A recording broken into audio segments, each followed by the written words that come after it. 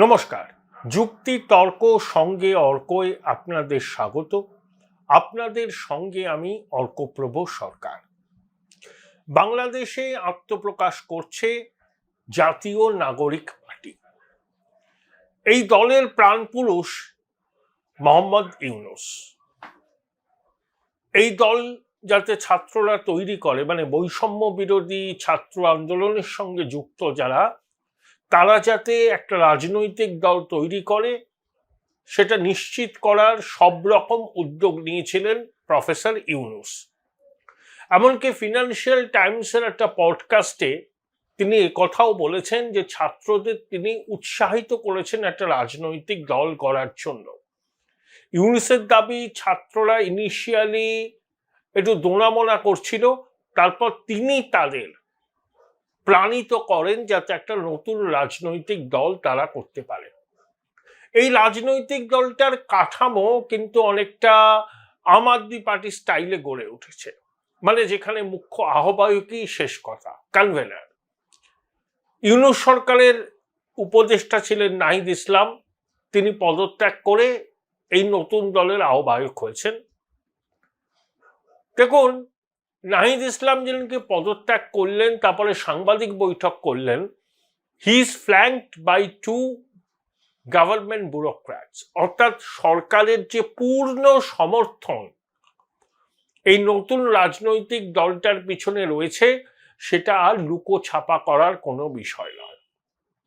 7 জনের এখন একটা সংগঠন গড়ে তোলা হয়েছে। আমি লক্ষ্য করলাম এই 7 জনের মধ্যে 6 জন হচ্ছে পুরুষ, মাত্র 1 জন মহিলা।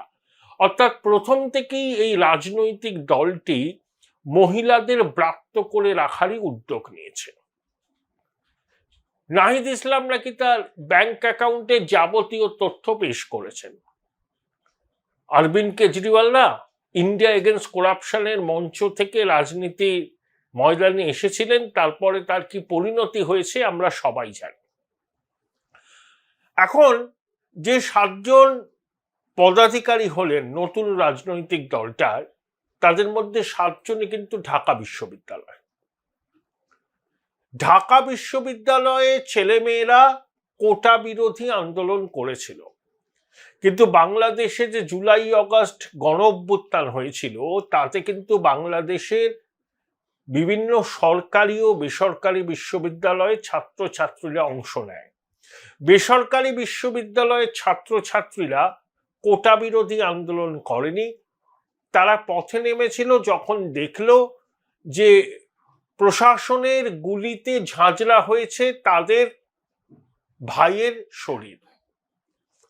তার প্রতিবাদে তারা আন্দোলনে নেমেছিল, সাধারণ মানুষ নেমেছিল, এই ইতিহাস আমরা জানি। কিন্তু নতুন যে রাজনৈতিক দলটা তৈরি হলো তাতে এখনো পর্যন্ত যে পদাধিকারীদের নাম বিভিন্ন সংবাদ মাধ্যমে এসছে তারা সবাই ঢাকা বিশ্ববিদ্যালয়। তাহলে ঢাকা বিশ্ববিদ্যালয় হচ্ছে ক্ষমতার উৎস, ক্ষমতার প্রাণকেন্দ্র। বাংলাদেশের অন্য সরকারি এবং বেসরকারি বিশ্ববিদ্যালয়ের সেরকম প্রতিনিধিত্ব নতুন রাজনৈতিক দলটিতে আপাতত থাকলো না। আমি আপাতত বললাম, নতুন রাজনৈতিক দলের কর্মকর্তাদের পরে বিলম্বিত বদলাই হতে পারে, কমিটি এক্সটেন্ড করতে পারে।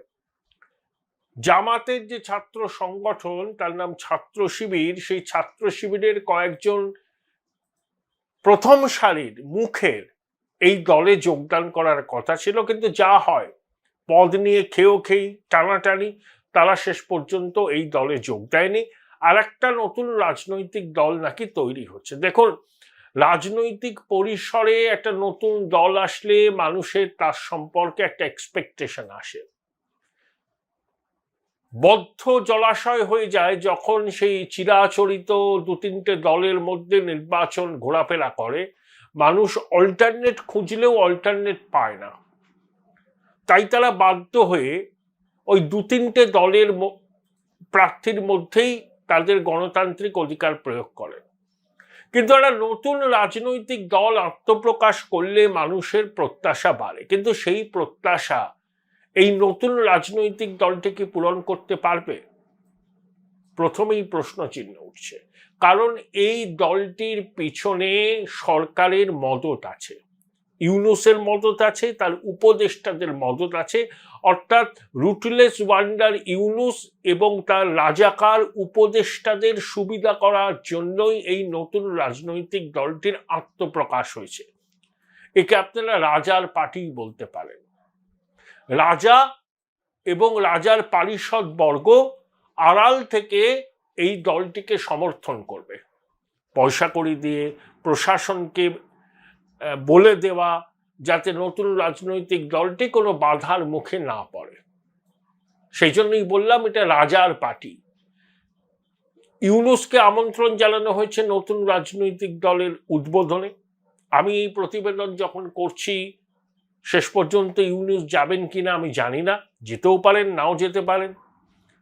এটা ইউনূসেরই দল, ইউনূস আড়ালে আছেন, তার উপদেষ্টারা আড়ালে আছেন, ছাত্রদের সামনে রেখে এই দলটা করা হয়েছে। ইউনূস আগেও একটা রাজনৈতিক দল করার চেষ্টা করেছিলেন, কিন্তু সেই উদ্যোগ তার খুব একটা দানা বাঁধেনি, শেষ পর্যন্ত তাকে রণভঙ্গ দিতে হয়েছে। জীবনের রূপান্তে এসে তার স্বাদ জেগেছে নতুন রাজনৈতিক দল করে বাংলাদেশে ক্ষমতা দখল করবেন, সেই জন্য ছাত্রদের তিনি মাঠে নামিয়েছেন এই রাজনৈতিক দলটা করার জন্য। এই রাজনৈতিক দলের গতি প্রকৃতি কি হবে, এই রাজনৈতিক দলটি কোন দিকে থাকবে, তাদের মতাদর্শ কি, সে সম্পর্কে এই মুহূর্তে পরিষ্কার বলা যায় না। কিন্তু এই যে ছাত্রদের নতুন দলে অনেক র্যাডিক্যাল এলিমেন্ট আছে, এটা নিয়েও কোনো সন্দেহ নেই। এটা একটা র্যাডিক্যাল ইসলামের অনুসারী একটা রাজনৈতিক দল হয়ে ওঠে কিনা সেটা কিন্তু আমাদের দেখতে হবে। দেখুন, যখন নতুন একটা রাজনৈতিক দল ভূমিষ্ঠ হচ্ছে তখন বিএনপি আবার সরকারের সমালোচনায় সরব হয়েছেন। দীর্ঘদিন বাদে খালেদা জিয়া ভার্চুয়াল মাধ্যমে বক্তব্য রেখেছেন। বিএনপি চাইছে নির্বাচন, ইউনূস চাইছেন না নির্বাচন। সেনাপ্রধান ডেডলাইন দিয়ে দিয়েছেন এর মধ্যে করতে হবে। Join Indian Institute of Hotel Management now. Right choice, right decision.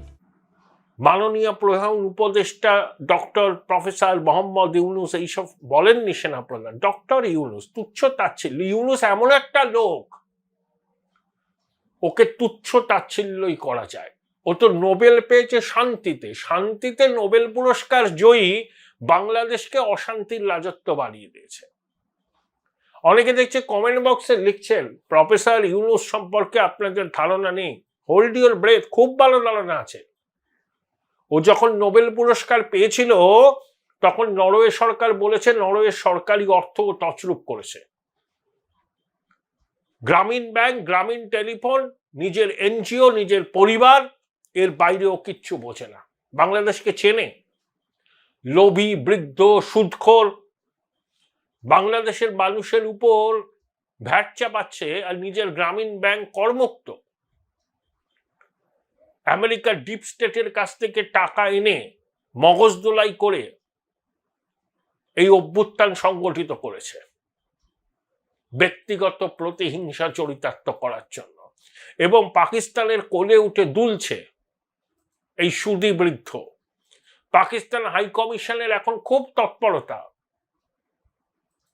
একটা ছবি দেখছিলাম ঢাকার একটা 7 তারা হোটেলে, একদম সর্বোচ্চ তলায় গিয়ে সে রিক্সা চালাচ্ছে। অর্থাৎ বাংলাদেশে গণপরিবহনে রিক্সা একটা উল্লেখযোগ্য অংশ ভ্রাতৃত্ব, সৌভ্রাতৃত্ব দেখাবার জন্যই করছে। কখনো সস্ত্রীক চট্টগ্রামে চলে যাচ্ছে, সেখানে জঙ্গি জিহাদিদের সঙ্গে বৈঠক করছে, কখনো রাজশাহী বিশ্ববিদ্যালয়ে চলে যাচ্ছে, আইএসআই ডিজিকে রেড কার্পেট পাতিয়ে অপরতলে চালানো হচ্ছে। সবই হয়েছে ইউনূসের সময়। তাহলে ইউনূসকে কি বলবো, রাজাকালের বাচ্চা ছাড়া, জঙ্গি জিহাদিদের নেতা ছাড়া? সব সময় ভারত বিরোধী চক্রান্ত। আবার বলে দিই, ভারত বিরোধী চক্রান্ত করলে মাথা ভেঙে দেওয়া হবে। শুধু ইউনূস ও যেন না ভাবে যা খুশি করবে তাতে পার পেয়ে যাবে। সেনাপ্রধানকে চমকে দিয়েছে, সেনাপ্রধানের কথা না শুনলে একেবারে যমুনা থেকে বার করে প্লেনে তুলে দেবে ওকে। বাংলাদেশকে 5টা প্রজন্ম পিছিয়ে দিয়েছে এই বদমাইশ বৃদ্ধ। অনেক অর্থনীতিতে নোবেল লরিয়েট আমরা জানি, আমাদের ভারতবর্ষে নেই। এইরকম খাতারনাক চরিত্রের লোক, সে আবার নোবেল শান্তি পুরস্কার জয়ী। ভাবতে পারছেন নোবেল শান্তি পুরস্কার জিনিসটা কি? হিটলারকে একবার দেওয়ার পরিকল্পনা হয়েছিল, ভাগ্যিস হেনরি কিসিঙ্গার পেয়েছিলেন। যে কিসিঙ্গার যুদ্ধ অপরাধের জন্য জীবদ্দশায় পৃথিবীর বহু দেশে যেতে পারতেন না। সেই ইউনুস এই দলটার প্রাণপুরুষ, মেন্টার। তাহলে বুঝতেই পাচ্ছেন এই রাজনৈতিক দলটার উদ্দেশ্যটা কি আর মতাদর্শটা কি। এ তো পাকিস্তানে কোলে উঠে তুলবে। দেখুন, ওই অন্তর্বর্তী সরকারের বস্ত্র উপদেষ্টা ব্রিগেডিয়ার সাখাওয়াত, তিনি আগে স্বরাষ্ট্র উপদেষ্টা ছিলেন। একটা মারাত্মক কথা বলেছিলেন, যারা যারা গণ অভ্যুত্থানে নিহত বা আহত হয়েছেন তাদের শরীরে ন্যাটো বাহিনীর বুলেট। এবার বুঝতে পাচ্ছেন আমেরিকার ডিপ স্টেট, $29 মিলিয়ন, অখ্যাত সংস্থা, 2 জন মাত্র কর্মচারী, তাদেরকে দেয়া হলো। এই ধরনের অপারেশন চালাতে গিয়ে এই ধরনের কুলগোত্রহীন সংস্থাকেই বেছে নেওয়া হয়, যাতে গোয়েন্দা দপ্তর, প্রশাসন আঁচ করতে না পারে। তাহলে ন্যাটো বাহিনীর বুলেট ছিল গণ অভ্যুত্থানে আহত নিহতদের শরীরে। সেটা কে বলেছিলেন? তৎকালীন স্বরাষ্ট্র উপদেষ্টা ব্রিগেডিয়ার সাখাওয়াত। তিনি এখন বস্ত্র উপদেষ্টা। ব্রিগেডিয়ার সাখাওয়াত খুব সোজা কথা বলেন। একটা সাংবাদিক সম্মেলনে সাংবাদিকরা তাকে জেনারেল ওয়াকারুজ্জামানের সাম্প্রতিক বক্তব্য নিয়ে জানতে চেয়েছে। তিনি পরিষ্কার বললেন, সেনাপ্রধান যে কথা বলেছেন ভেবেচিন্তে বলেছেন। তিনি সেনাপ্রধানকে জানেন, এক কথার মানুষ, ইন্টারপ্রিটেশন করার দায়িত্ব সাংবাদিকদের দিয়ে দিয়েছেন। অর্থাৎ সেনাপ্রধানের মন্তব্যে ইউনুস তেলে বেগুনে জ্বলে উঠতে পারে, কারণ সেনাপ্রধান তাকে দুচ্ছাই করেছে, অসম্মান করেছে, অসম্মান। ও লাজ লজ্জা নেই শুধু বৃদ্ধর, সেই জন্য পদ আঁকড়ে আছে। যে সৈন্যদের, যে সেনাদের সমর্থনে ইউনুস আছে, সেই সেনাপ্রধান তাকে প্রাপ্য সম্মানটুকু পর্যন্ত দেয়নি। কিন্তু সেনাপ্রধানের বক্তব্য কি আবার সমর্থন করছেন ব্রিগেডিয়ার সাখাওয়াত। কি বলছেন? যে ও এক কথার মানুষ, যা বলেছেন ভাবনা চিন্তা করেই বলেছেন। অর্থাৎ সেনাপ্রধানের বক্তব্যকে এন্ডোর্স করছে। ইউনুস উপদেষ্টা মণ্ডলীর মধ্যেও একা হয়ে যাচ্ছেন। আসিফ নজরুল সে ক্ষমতা লোভী, সে চক্রান্ত করছে কিভাবে ইউনুসকে সরানো যায়। আর ইউনুসের প্রেস উইং এর যে সচিব শফিকুল আলম, সেও চাটগাঁয়ের লোক, সেও রাজাকার, সে আসে ওর সঙ্গে। সে হচ্ছে ইউনুসের সব কুকাজের দোসর। আর একটা ওই মাস্টার মাইন্ড, হিজবুত তাহরিরের জঙ্গিটা মাহফুজ। খুব সাবধান মাহফুজ, নাসমুল গনি এদের থেকে।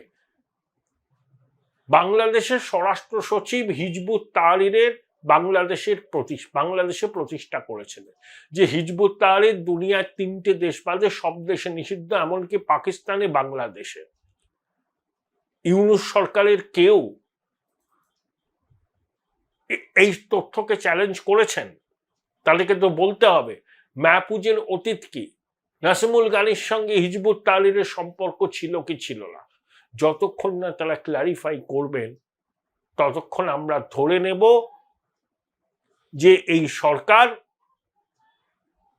সচেতনভাবেই এদেরকে গুরুত্বপূর্ণ দায়িত্বে এনেছে, কারণ এই সরকারও জঙ্গি মনোভাব পোষণ করে।